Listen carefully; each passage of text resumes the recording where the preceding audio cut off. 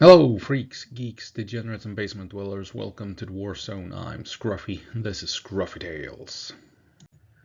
And when we're talking CV90s, we talk a lot about Sweden's contributions to Ukraine, but it looks as if maybe, potentially, Denmark might be stepping up to the plate as well and providing CV90s to Ukraine in 2026. Which we certainly hope will become the case. So this was reported 2-3 months ago, maybe, so a bit late to the game. But the Danes are saying that they have decided to replace their CV9035s, the DK Danish version, and have them replaced with brand spanking new CV9035s, Charlie instead.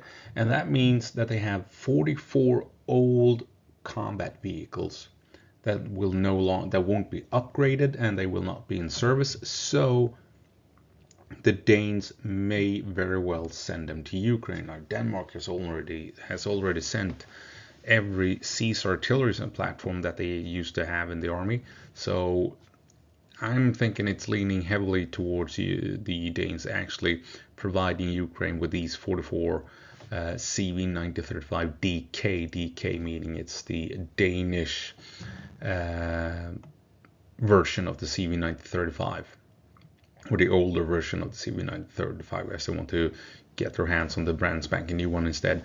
And on top of this, of course, Denmark is also cooperating with Sweden to produce 40 CV9035-3 Charlie for Ukraine. So 40 brand new CV9035s potentially combined with 44 older CV9035s with Danish modifications.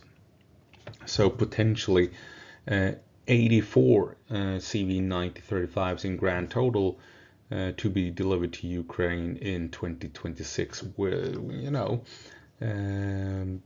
May or may not happen, but we're certainly hoping that it's going to happen.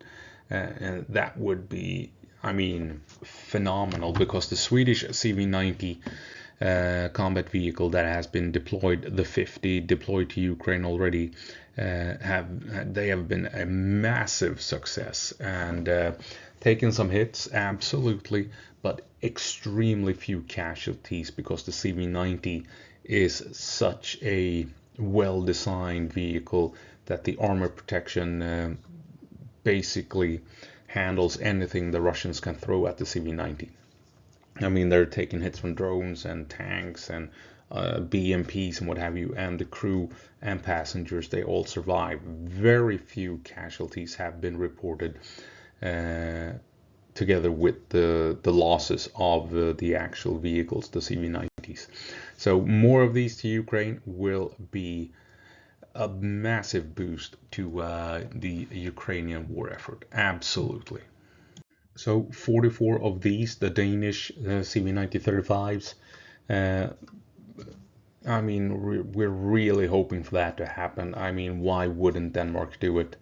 It seems very weird that they would not provide Ukraine with these excellent pieces of kit. And the Ukrainians are they really need all the armored vehicles they can get their hands on.